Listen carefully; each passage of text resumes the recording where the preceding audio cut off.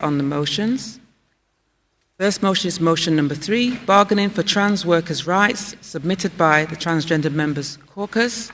Can I call the mover of motion 3?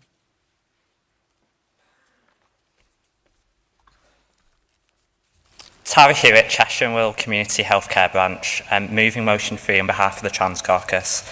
Conference, despite the fantastic progress and development we have made with laws protecting and ensuring trans equality and rights to be the people that we are, thanks to the hard-fought campaigns by trade unionists and other equality campaigners, we still have a long way to go before the reality of the protection talked about in Parliament is realised in the real world. So what is this real-world reality? Conference, it does not make easy listening.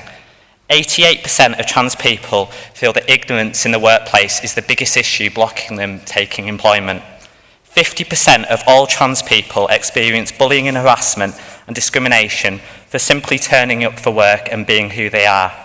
Large numbers of trans people highlight that by simply choosing to be who they really are through transition, this is where they suffer the most from discrimination and bullying. Most trans people identify identity as service users and staff is still not held totally confidential, when often tens, if not hundreds of people have access to that information, despite the added legal protection that the data is given.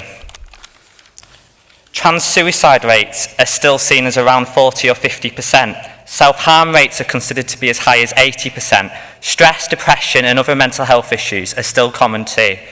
Conference, I need to applaud the last Labour government for introducing the legal protections that I've talked about and I've mentioned for trans people already, and I'm happy that the coalition government has delivered the first trans equality action plan in the UK. However, real change will not come from Westminster or the ballot box. When it comes to improving the lives of trans people across the UK, this needs action on the ground, and as trade unionists, we need to lead this action in the workplaces up and down the land.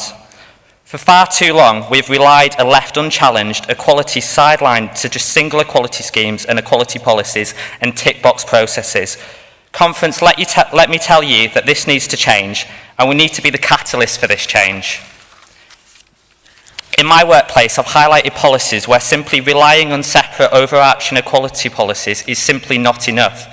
A big example of this can be seen within the pre-employment to checks policy, where a trans person has to give evidence of the right to work within the UK, or we all do. However, this isn't as easy for trans people who may not have a gender recognition certificate or might not have changed their passport. Often it can mean that a trans person has to provide details of their own old birth certificate with their old name that simply isn't identification and can be quite embarrassing and distressing, or they have to fork out for a passport themselves. This isn't fair, this isn't right, and this needs to change. Conference, this is just one example of a policy where we need to make sure that trans is mentioned within the actual pre-employment checks policy and not sat on a shelf in another standalone policy. I can give you examples of other policies too. Dress codes policies, CRB checks, sickness policies, dignity at work policies, bullying and harassment policies, staff support policies, and the list can go on.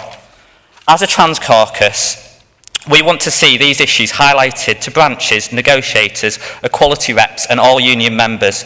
Conference, alongside workplace policies, we also want to see some specific guidance and support within employers on gender reassignment for trans staff during transition, because this is often, as I've highlighted already, when they suffer the most bullying and harassment within the workplace. Many trans people today will also agree with me when I say that a lot of organisations we work for, their sickness and absence policies are not fit for purpose.